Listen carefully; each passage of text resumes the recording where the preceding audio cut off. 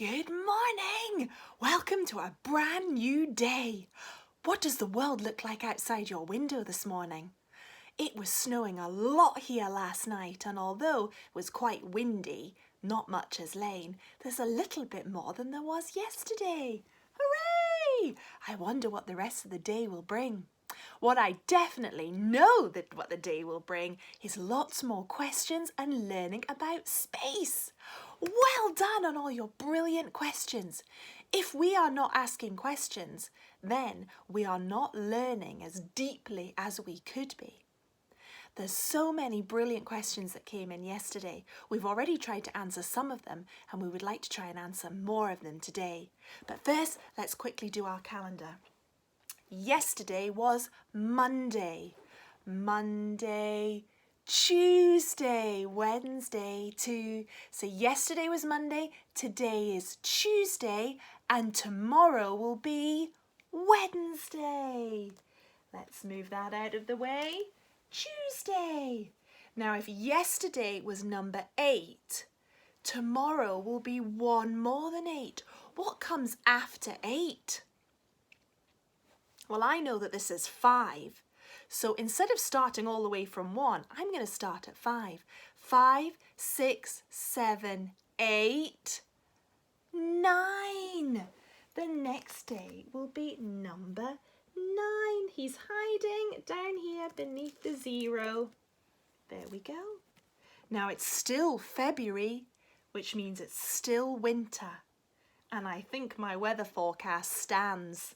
It's cloudy, there's a bit of snow flurries coming down, but occasionally I have seen a little break in the clouds, so fingers crossed, maybe the sun will show itself later. How exciting. Now then, we had a brilliant question from Lydia about why the stars come out at night. Well, here's the big secret. The stars are always there. But something stops them from being seen. Can you think what it might be? Something very hot, something very big, something very bright. It's our sun. Our sun is the thing that stops us from seeing the stars. We, here on Earth, are always in space. We don't ever disappear from space, and the stars are always in space. But we can only see them at night time because that's when the sun disappears below the horizon as the Earth is spinning. So imagine this is the sun giving the light down to the Earth. As the Earth rotates slowly on its axis, the bit that's far away from the sun goes into nighttime, and suddenly it goes darker because we're in the shadow. And then we can see all the stars. We are quite lucky in East Lothian. We have darker skies than they have in the big cities. In Edinburgh, you can barely see any stars at all because of the street lights. They produce light pollution, which means that actually the sky remains kind of bright even though it's nighttime. So you can only see the really brightest stars. But out in the countryside where we are lucky enough to live, you should be able to see far more stars as soon as the sun slips below the horizon, goes to its bed, and dark sky appears. Now, it depends, of course, if there's clouds. At the moment, we've got a lot of clouds, haven't we? But on a clear night, some point this week, I do hope you can get out to do a bit of stargazing and see how many stars you can see in the night sky. Depending upon where we are in our orbit of the sun, and orbit is a word that means going round, we are always going round the sun, we'll be able to see different stars in the night sky. Sometimes we're looking one way, other times we're looking a different way. So we get to see different constellations, which is the pattern of stars in the nighttime sky. Did you know our sun is a star? If we lived on a planet, or hopefully somewhere in our universe, in our Milky Way, in our galaxy, there is life somewhere else, and they might see our sun as a star because it's very, very far away from them. That is what all the stars are in the night sky. Mini suns. Some of them, in fact, are bigger than our sun. Some of them are nearer to us, so we see them as slightly bigger, slightly brighter. Others of them are really, really far away. Some of them, the stars, are actually planets. Venus is one of the brightest stars that we can see in our sky. And it's not a star at all. It's not burning fiery ball like our sun is and like many of the stars that we see in the night sky. It's actually the sunlight travelling from the sun and bouncing off Venus and coming back so that we can see the light in our eyes. It's exactly the same as what lights up the moon. Now, there are lots of different planets. And I have shared an interactive picture with you this morning with all of these planets shown across a picture. There are 9 of them in the picture, but one now isn't recognised as a planet at all. The scientists believe that it is too small. So let's have a look at them. The very first planet, if we're imagining this is our huge sun and we're looking out at them from the sun, the first planet, the closest planet to the sun, is a tiny planet called Mercury. Then there's Venus that we've already mentioned, that's a very bright planet.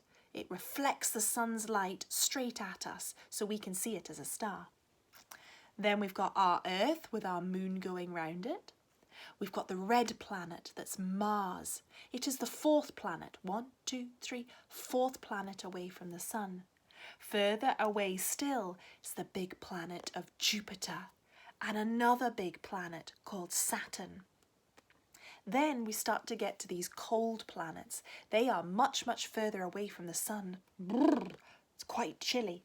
So we have Uranus, Neptune, and teeny tiny Pluto. Can you see why they've decided that Pluto isn't really a planet? It's too small. It's almost the same size as a moon.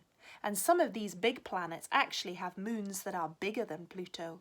So these tiny little planets all the way down here are regarded as moons. They are the size of a moon.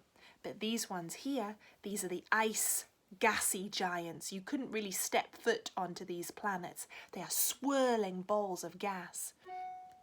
Saturn is the same, it's a gas planet, and Jupiter is pretty gaseous as well. You can see it's got stripes on it, and that's because of all the storms and wild swirling of the different gases in its atmosphere.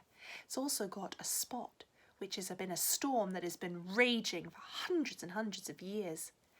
These planets are probably the most interesting because they are very different from each other. So I hope you'll enjoy exploring the interactive picture and finding out more about these planets. I'd like to finish with a little song to try and help you remember these names because there's a lot of them. Now, the song was written before Pluto was decided it wasn't a planet, so Pluto is included as the planet that is furthest away, but we know it's not a planet, it's a moon now. But we'll still include it in our song because I think it's worth mentioning and it reminds us that there are some smaller planets right at the edge of our solar system that don't feature in many songs or in many books. So here we go. You will need your fingers. Flex those fingers. Hide them away. Stretch them out wide. Hide them away. Stretch them out wide. Can you do some tapping? Tap, tap, tap, tap, tap. Peter Pointer. Tap, tap, tap, tap. Toby Tall. Tap, tap, tap, Ruby Ring. Tap, tap, tap, Baby Small. Tippy, tippy, tap, tap, tippy, tippy, tap, tap, tippy, tippy, tap, tap, tippy, tippy, tap, tap. Now our fingers are all warmed up. Are we ready? Here we go. Here is the song. 1 little, 2 little, 3 little planets, 4 little, 5 little, 6 little planets, 7 little, 8 little, 9 little planets, orbiting the sun, which means to go round and round and round. Mercury, Venus and the Earth, Mars, Jupiter and Saturn, Uranus, Neptune and Pluto, orbiting the sun. Let's sing that again, right from the beginning. Are you ready? 1 little, 2 little, 3 little planets, 4 little, 5 little, 6 little planets, 7 little, 8 little, 9 little planets, orbiting the sun. Mercury, Venus and the Earth, Mars, Jupiter and Saturn, Uranus, Neptune and Pluto, orbiting the Sun. Very well done. I love learning about the planets. They feel so far away, but they're not. They're actually in our solar system. And our solar system is part of a galaxy known as the Milky Way. And the Milky Way isn't the only galaxy. Space is enormous. And actually, our planet is pretty small in comparison, which really does amaze our minds, which is why the night sky is so full of dreams and imagination. And we are going to be trying to find out some answers to our question, but also remind ourselves that it is okay to admire, be amazed, and wonder about what might be out there. Do you know what might be out there? I like to think that aliens are around somewhere, and I'm sure that they are friendly, but I'm sure that they are a long way from us. And we are going to have to build an amazing rocket that can travel really fast to get to these places because they're so far away. We think driving our car to London is a long journey. It's nothing compared to getting to the moon. And it's nothing from getting from Earth to the next planet, to Mars. It takes years to get there. It's that far away. I hope you have a great day today. Got loads of exciting activities lined up for you. The interactive picture that I've just said with lots of different songs and activities and videos and stories all about space. We've also shared Mrs. Thorburn has got some brilliant stories again today, and she shares an amazing art activity about the Northern Lights, which I hope you enjoy if you've still got all of your chalk there. The Northern Lights is a spectacle that can be seen the further north you go on our planet. And it's to do with all the gases that are up in our atmosphere, quite a lot of them that protect us from the harmful rays of the sun. But certain times when it's just right, radiation from the sun, the light from the sun, reflects off these gases and it makes brilliant patterns and colours in the sky. Truly wonderful. And I've included a video just of the Northern Lights to music for you to watch, and I hope, just like me, you get a wow moment when you see it. We've also got a brand new sound today, so I hope you enjoy that, and our new experiment. So there's loads to look forward to today. You have a wonderful time, everyone. Do let us know what you get up to. Bye-bye.